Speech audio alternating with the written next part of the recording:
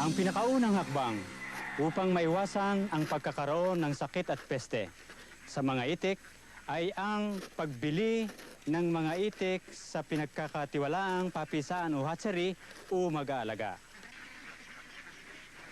Kung nagkataon namang ang nabili niyong itik ay may sakit, ihiwalay kaagad ito sa mga alagang itik upang maiwasan na sila ay makahawa. Mahalaga ring pakainin ng balansing rasyon ang mga itik. Ang mga itik na pinakain ng hindi balansing pagkain ay madaling kapitan ng sakit.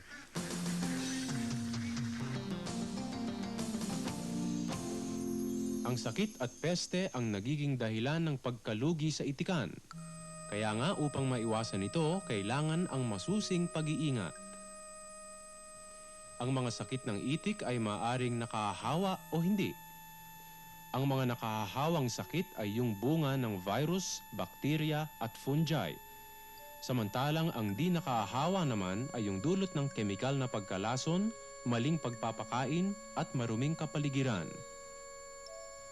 Ang pinakakaraniwang sakit ng mga itik ay ang duck cholera na kadalasan ay nagiging sanhi ng pagkamatay ng mga ito.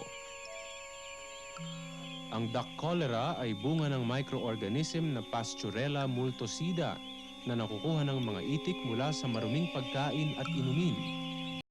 Ang simptomas ng sakit na ito ay ang biglaang paghihina, kawalan ng ganang kumain, sobrang kapayatan at kung minsan ay biglaang pagkamatay.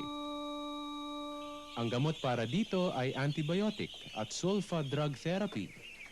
Upang maiwasan naman ito, kinakailangan ang kalinisan, lalo na sa pagpapakain. Kailangan ding siguruhin na laging malinis ang inumin ng mga itik. Kung meron ng sakit ang isa sa mga itik, ihiwalay kaagad ito at pabakunahan ng polyvalent vaccine ang mga wala pang sakit. Ang isa pang kinatatakutang sakit ng mga itik ay ang viral hepatitis. Nakukuha rin ang sakit na ito mula sa kontaminadong pagkain at inumin. Kadalasang nahahawa ng sakit na ito ang mga seho na wala pang 4 na linggo. Ang kadalasang simptomas nito ay ang panginginig ng mga paa at biglaang pagkamatay. May iwasan ng sakit na ito kung malinis ang itikan at napabakunahan na ng anti-hepatitis ang mga seho. Samantala, ang mga karaniwang peste naman na makikita sa mga itik ay ang eyeworms, intestinal flukes, tapeworms, roundworms, at kuto. Upang maiwasan ang peste, kailangan ang periodic deworming at aplikasyon ng insecticide sa mga malalang kaso. Kapag natunugan ang sakit sa isang itik, agad itong ihiwalay sa karamihan at bigyan ng kaukulang gamot.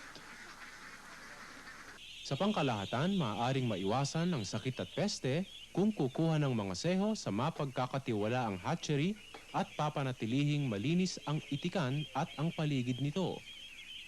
Malaki rin ang maitutulong ng pagbibigay ng bakuna laban sa mga sakit kapag ang mga itik ay 4 hanggang 5 buwan na.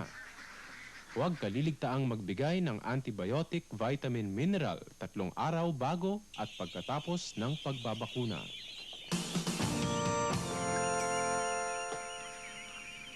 Malaking dahilan ng pagkalugi ay ang sakit at peste.